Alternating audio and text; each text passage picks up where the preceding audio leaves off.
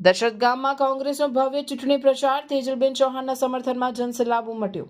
વડોદરા જિલ્લાના દશરથ ગામમાં તાલુકા પંચાયતની ચૂંટણીને લઈ રાજકીય માહોલ ગરમાયો છે। કોંગ્રેસ પક્ષના ઉમેદવાર તેજલબેન સુરતસિંહ ચૌહાણના સમર્થનમાં ગામમાં એક ભવ્ય પ્રચાર રેલીનું આયોજન કરવામાં આવ્યું હતું। ઢોલ નગારા અને ફટાકડાના ગુંજારો સાથે ગ્રામજનોએ ઉમેદવારોનું ઉષ્માભર્યું સ્વાગત કર્યું હતું, જેમાં ગ્રામીણોનો અભૂતપૂર્વ ઉત્સાહ જોવા મળ્યો હતો। આ પ્રસંગે તળાવવાળા ફળિયા ખાતે ચૂંટણી કાર્યાલયનું વિધિવત ઉદ્ઘાટન કરવામાં આવ્યું હતું।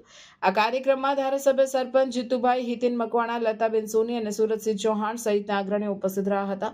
તેજલબેને ગામના વડીલોના આશીર્વાદ લીધા હતા અને વિકાસ, સેવા તથા એકતાના સંકલ્પ સાથે જનતાનો વિશ્વાસ જીતવાની ખાતરી આપી હતી। તેમણે જણાવ્યું કે સૌને સાથે રાખીને દશરથ ગામના સર્વાંગી વિકાસ માટે નવા માર્ગો કંડારવામાં આવશે। ગ્રામીણોના દિલમાં સ્થાન બનાવી રહેલા નવા ઉમેદવારની જીત માટે કોંગ્રેસ કાર્યકરોએ ભારે આશાવાદ વ્યક્ત કર્યો છે અને મોટી સંખ્યામાં સમર્થન આપવા અપીલ કરી છે કે જે કંઈ આપણે કોંગ્રેસમાં પરિવર્તન લાવવાની છે એ આપણે આ ચૂંટણીની અંદર લાવીને બતાવવાની છે અને જે ભ્રષ્ટાચાર થયેલો છે એને ઉજાગર તો બધા જાણે જ છે કે કેવી રીતે થયું છે, શું થયું છે। એટલે આ ચૂંટણીની અંદર આપણા તેજલબેનને જીતાડી, બહુમતીથી જીતાડી અને એમને લાવવાના, સત્તા પર આવવાનું અને લોકોના પ્રશ્ન જે પ્રાથમિક સુવિધાઓ છે એને આપણે ઉજાગર કરી અને એમનું સોલ્યુશન લાવી અને લોકોને એમની જરૂરિયાતો જે હોય એ પૂરી કરવાની એ તેજલબેનની હવે જવાબદારી છે અને એમને ઘરે ઘરે જઈને ચૂંટણી પ્રચાર કરીને મત લેવાના અને બહેનોનો કે ભાઈઓનો દરેકનો વિશ્વાસ લઈ અને આપણે જંગી બહુમતીથી જીતવાનું।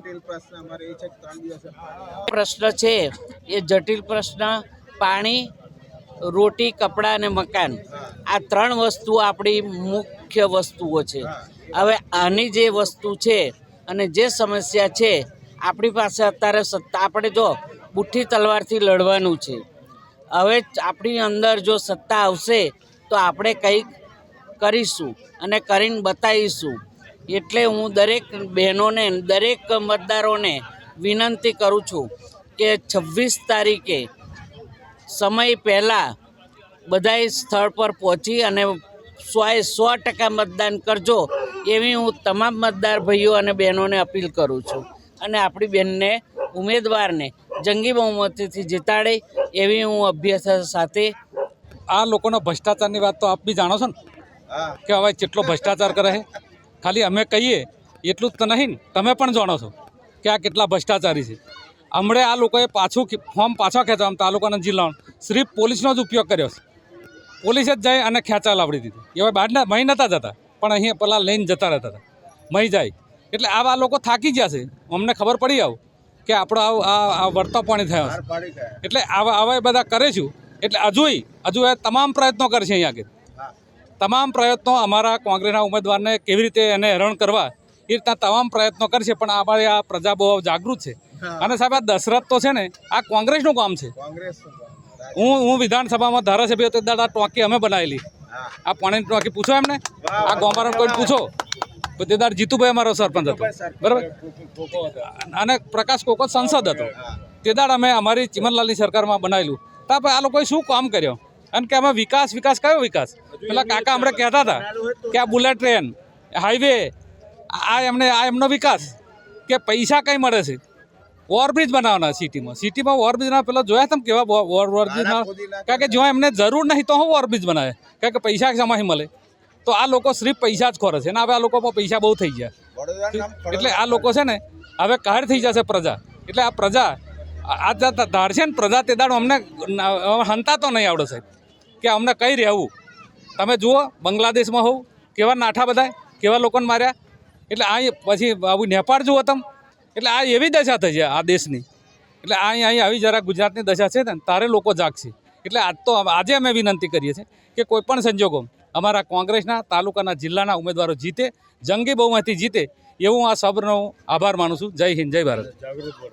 સમગ્ર વડોદરા જિલ્લાની અંદર એક નવું પરિવર્તન આવી રહ્યું છે। લોકોમાં ઉત્સાહ, પ્રેમ અને લાગણી છે કે અમે અમારા વધુ ઉમેદવારને જીતાડીએ, કારણ કે ભાજપના ભ્રષ્ટાચારથી અને ભાજપની જે નીતિઓ છે એનાથી લોકો કંટાળી ગયા છે। હવે અને તાજેતરના જે બનાવો બન્યા છે આ ઉમેદવારી પત્રકો ભર્યા પછી ને પાછું ખેંચવાનું ના તે એમાં ઘણી જગ્યાએ ઘર્ષણ થયો, ઘણી જગ્યાએ ઉમેદવારને ઉઠાઈ જવામાં આવ્યા, ઘણી જગ્યાએ સરકારી તંત્રનો ઉપયોગ કર્યો.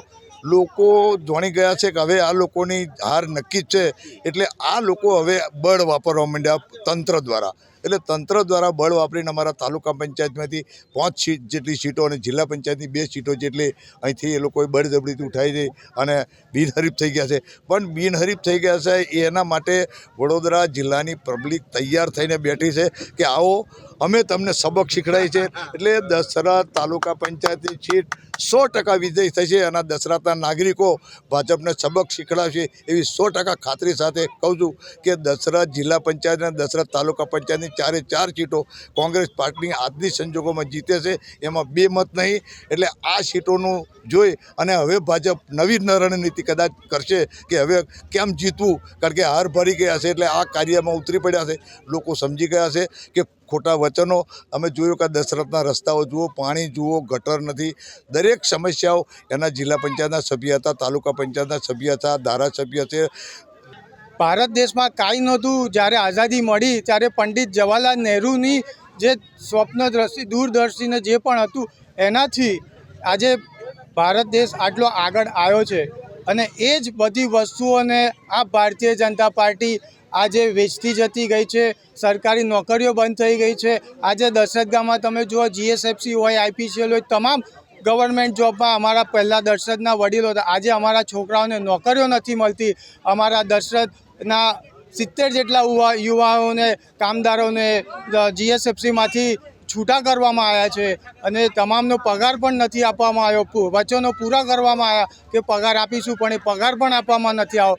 એટલે આ ભારતીય જનતા પાર્ટી આ વખતે ઝાંખી ગઈ છે કે અમે નથી જીતવાના. એટલે તમામ અમારા ઉમેદવારોને ગમે તે કરીને ધાક ધમકી આપીને તોડીને પણ અમારા દશરથ જિલ્લા પંચાયત એટલું મજબૂત છે કે આ વખતે અમે અમારી દશરથની જનતા એ સાચી અને પ્રજાની વચ્ચે રહેનાર ઉમેદવારને જીતાડવાની છે. અને 100% આ વખતે કોંગ્રેસનો પંજો એ દશરથ જિલ્લા પંચાયત અને વડોદરા જિલ્લામાં સ્થાન આગવું ધારણ કરશે અને 100% અમારી વડોદરા જિલ્લામાં અમારું કોંગ્રેસનું બોર્ડ બનશે એવી અમને આશા છે. ભારતીય જનતા પાર્ટી જાણી ગઈ છે, પ્રજા વચ્ચે રહી નથી, ચૂંટણીના સમયે આવી છે, કાર્યો કર્યા નથી. એટલે પ્રજાની સામે શું મોં લઈને જવું? તમે જો મહાનગરપાલિકા હોય કે જિલ્લા પંચાયતો હોય, તમામ જગ્યાએ ભારતીય જનતા પાર્ટીના ઉમેદવારોને જાકારો મળતો આવ્યો છે. અને એ આ પહેલાં જ વિધાનસભાને બધામાં ઝાંકી ગઈ હતી કે આ તમે જુઓ કે 2027 વિધાનસભાનું આ સેમિફાઇનલ તરીકે કહેવાતી સ્થાનિક સ્વરાજ્યની ચૂંટણીઓ છે અને એ ચૂંટણીઓમાં એ લોકો સારું એ લોકોને જાકારો મળી રહ્યો છે. એટલે એ તમામ ઉમેદવારો અમારા ભારતીય રાષ્ટ્રીય કોંગ્રેસના ઉમેદવારોને તોડીને અને એક માહોલ બનાવવાનો પ્રયત્ન કરે છે. પણ અમારા સાચા નીડર જે ઉમેદવારો છે આજે પણ ભારતીય કોંગ્રેસ સાથે જોડેલા છે અને રહેશે અને ઉમેદવારો 100% જીતશે. દર્શક મિત્રો, આવા જ લેટેસ્ટ અપડેટ અને સમાચાર જોવા માટે જોડાયેલા રહો ફેસબુક, ઇન્સ્ટાગ્રામ, યુટ્યુબ ચેનલ સાથે વિશ્વ ભારત ન્યૂઝ. દેશ વિદેશ તેમજ ગુજરાત રાજ્ય, જિલ્લા અને તાલુકા વિસ્તારના તમામ સમાચાર અને જાહેરાત માટે આજે જ સંપર્ક કરો. સામાજિક ધાર્મિક પ્રસંગો, આકસ્મિક ઘટનાઓ અને ગેરકાનૂની પ્રવૃત્તિઓ તથા ભ્રષ્ટાચારની પોલ ખોલવા માટે સંપર્ક કરતા રહો.